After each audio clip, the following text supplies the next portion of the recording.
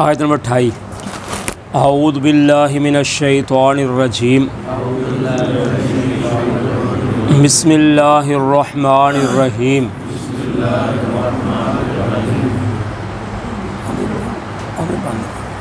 ضرب لکم مثلا من انفسکم هل لکم مما ملکت ایمانکم من شرکاء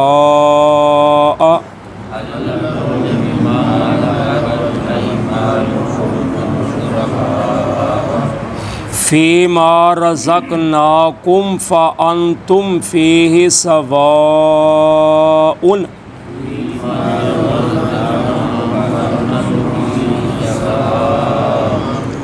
تخافونہم کخیفتکم انفسکم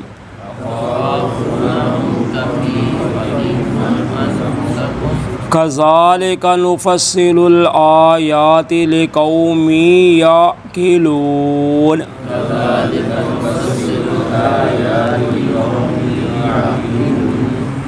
بل اتبع الذین ظلموا اہواءہم بغیر علم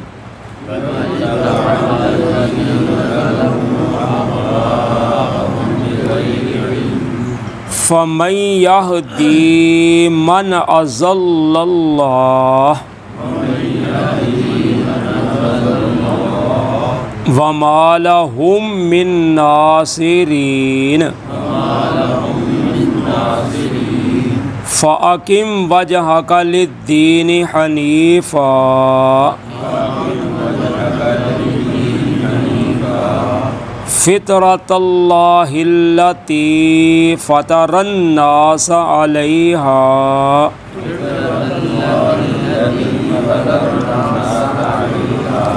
لَا تَبْدِيلَ لِخَلْقِ اللَّهِ ذالک الدین القیم ولکن اکثر الناس لا یعلمون منیبین الیہ واتقوہ وَأَقِيمُوا الصَّلَاةَ وَلَا تَكُونُوا مِنَ الْمُشْرِكِينَ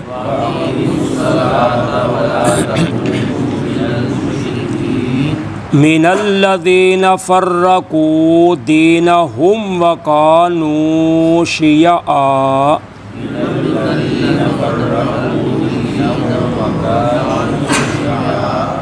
کل حزب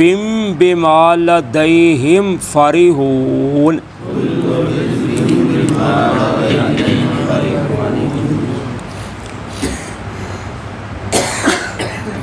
ضرب لکم مثلا من انفسکم اللہ تعالیٰ بیان کرتے ہیں تمہارے لیے مثال تمہاری اپنی ہی جانوں میں هل لکم مما ملکت ایمانکم من شرکاء فیما رزقناکم کیا ہے تمہارے لیے اس سے جو مالک ہوئے تمہارے دائیں ہاتھ کوئی شریک اس چیز میں جو ہم نے تم کو رزق دیا ہے فانتم فیہ سواء پس تم ہو جاؤ اس میں برابر تخافونہم کخیفتکم انفسکم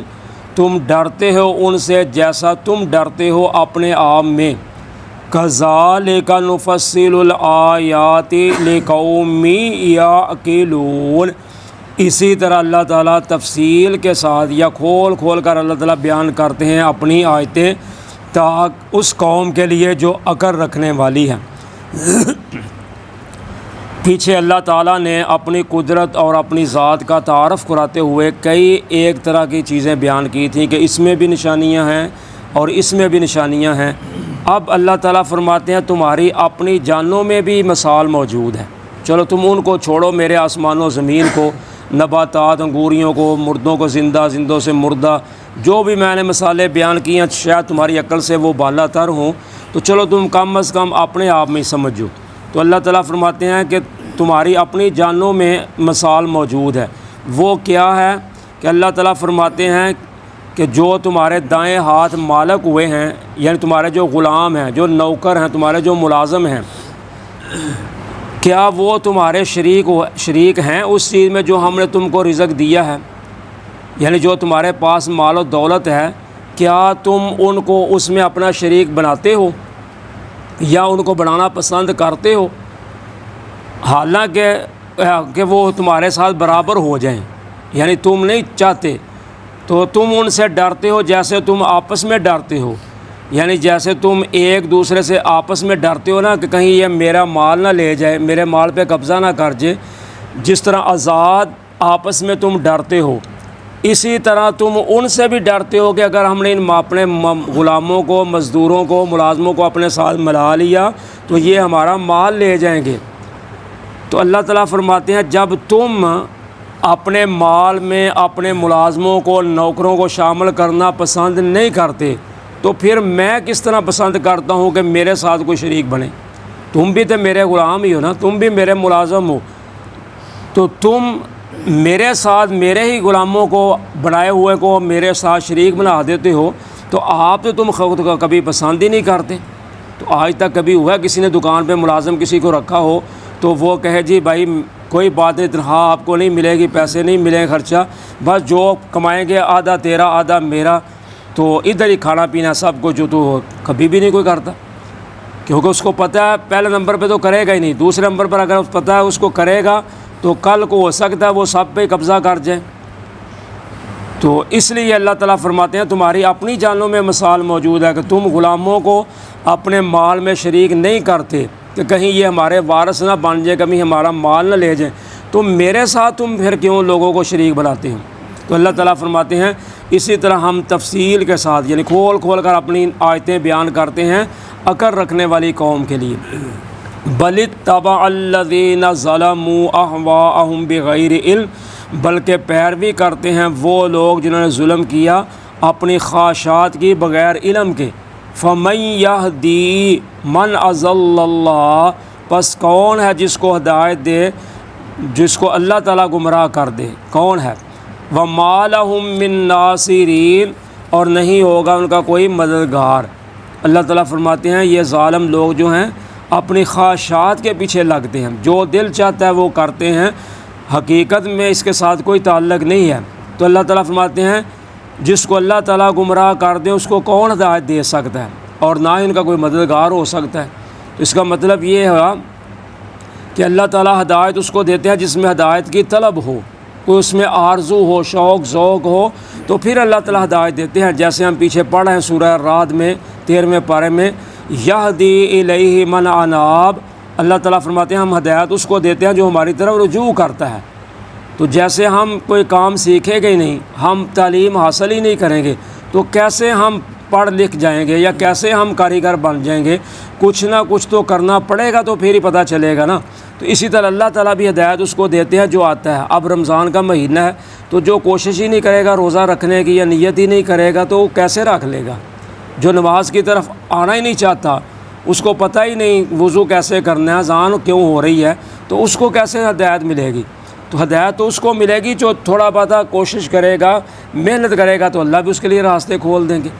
تو یہ مطلب ہے فَأَقِمْ وَجْهَكَ لِلدِّينِ حَنِيفًا، پس آپ سیدھا رکھیں اپنے چہرے کو اس دین کے لیے جو یک طرفہ ہے، فطرت اللہ التی فطر الناس علیہا، اللہ تعالیٰ کی فطرت وہ جو جس پہ اس نے لوگوں کو پیدا کیا ہے،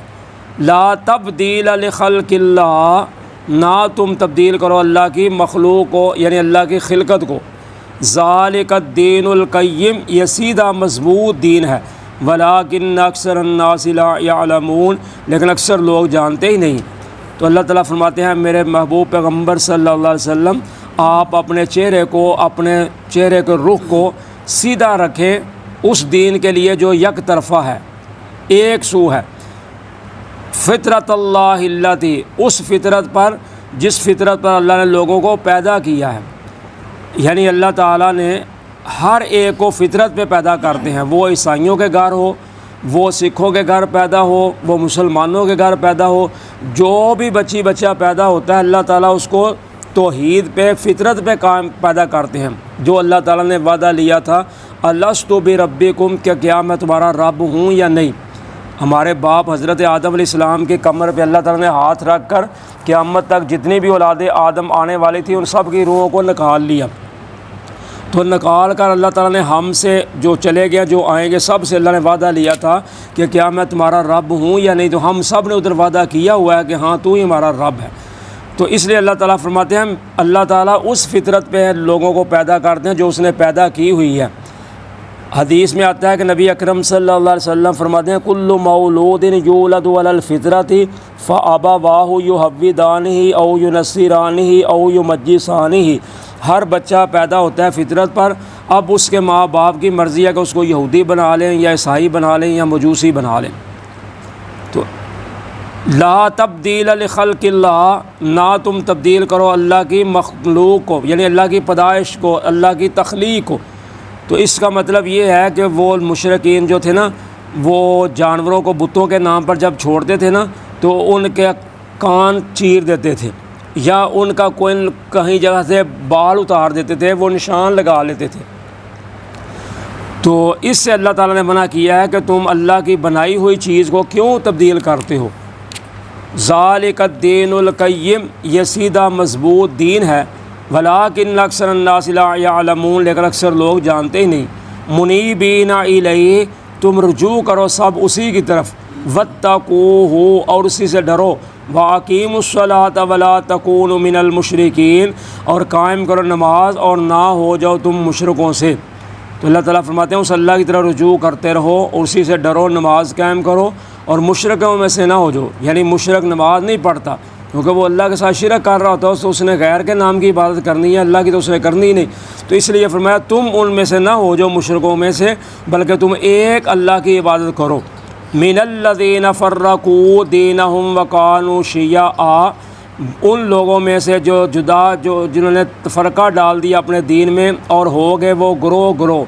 کل حزب بما لدیہم فرحون، ہر ایک گروہ اس چیز کے ساتھ جو اس کے پاس ہے وہ خوش ہوتا ہے۔ اب اللہ تعالیٰ فرماتے ہیں مشرک کون ہیں؟ مشرک لوگ وہ ہیں جنہوں نے اپنے دین میں تفرقہ بازی پیدا کر دی اور وہ گروہ در گروہ ہو گئے۔ مشرکوں کا ہر ایک کا علیحدہ علیحدہ معبود ہے، ہر ایک کا علیحدہ علیحدہ ٹھکانہ ہے۔ تو اللہ تعالیٰ فرماتے ہیں وہ گروہوں میں بٹ گئے، کسی نے کسی کو معبود بنا لیا، کسی نے کسی کو معبود بنا لیا۔ تو اللہ تعالیٰ فرماتے ہیں ہر گروہ جو ہے جو اس کے پاس ہے وہ اس پر خوش ہوتا ہے، جس کو اس نے اپنا معبود بنایا ہوا ہے وہ اسی پر خوش ہے۔ تو اس لیے اللہ تعالیٰ کے نبی اکرم صلی اللہ علیہ وسلم فرماتے ہیں کہ بنو اسرائیل کے 72 فرقے ہوئے تھے اور میری امت کے 73 فرقے ہوں گے۔ تو فرمایا کلہم فی النار، وہ سب کے سب ہی جہنم میں جائیں گے، الا ملۃ واحدہ، صرف ایک ہی گروہ جو ہوگا وہ جنت میں جائے گا 73 میں سے۔ تو صحابہ نے پوچھا حضور وہ کون ہوگا؟ تو آپ نے فرمایا تھا ما انا علیہ و اصحابی، وہ گروہ ہوگا جو میرے اور میرے صحابہ کے دین پر ہوگا، ان کے طریقہ کار پر ہوگا۔ تو اب ہر مسلمان جو ہے وہ دعوت تو کرتا ہے لیکن اس کے عمل سے، کردار سے پتہ چلے گا کہ کون ہے جو حضور کی بات مانتا ہے، صحابہ کی بات مانتا ہے، تو وہی جنتی ہے۔ وہ کسی کے ساتھ بھی تعلق رکھتا ہو، اپنے آپ کو کچھ بھی کہلاتا ہو، لیکن اس کا عمل جو ہے اللہ اور اس کے رسول صلی اللہ علیہ وسلم کے طریقے کے مطابق ہوگا تو انشاءاللہ وہ جنتی ہے۔ جزاکم اللہ خیر۔